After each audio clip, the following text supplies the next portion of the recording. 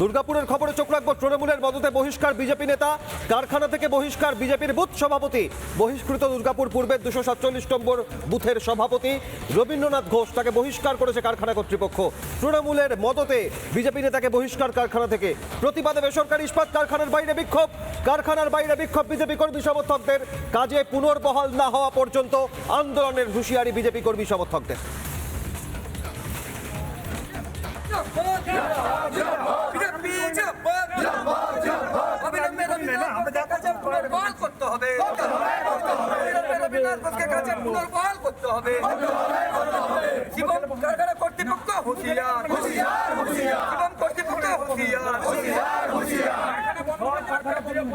কারখানার বাইরে বিক্ষোভ বিজেপি কর্মী সমর্থকদের। তৃণমূলের মদতে বহিষ্কার বিজেপি নেতা, বিজেপির বুথ সভাপতি দুর্গাপুর পূর্বের 247 নম্বর বুথের সভাপতি রবীন্দ্রনাথ ঘোষকে বহিষ্কার কারখানা কর্তৃপক্ষের। কাজে পুনর্বহাল না হওয়া পর্যন্ত আন্দোলনের হুঁশিয়ারি। আর এই ঘটনায় রাজনৈতিকভাবে উত্তেজনা ছড়িয়েছে। তৃণমূল বিজেপি নেতৃত্বের কি বক্তব্য দেখুন। অপরাধ হচ্ছে আমি বিজেপি পরিবার। আচ্ছা, আমাকে তো কারণ কিছুই বলে না। আমাকে কালকে ম্যানেজমেন্ট থেকে আমাকে ফোন করে জানালো যে তৃণমূলের নেতাদের কাছে যা, দিয়ে ওইখান থেকে ওখান থেকে যদি ফোন করে তবে তো আসবি, নাহলে তুই 2 মাস ঘরে বসে থাক।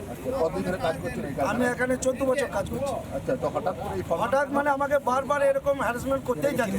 এটা নিয়ে 3-4 বার হলো। আচ্ছা, আমার দল সিদ্ধান্ত নিয়েছে, সেই সিদ্ধান্ত দিয়ে আমি চলবো। বিরোধী রাজনীতি করতে পারবো না। আমাদেরকে তো ধমকাবে, চমকাবে, আমাদের এরকম কারখানা থেকে বার করে দেবে। দেখুন, ক্ষোভ বিক্ষোভটা ওদের নিজস্ব ব্যাপার।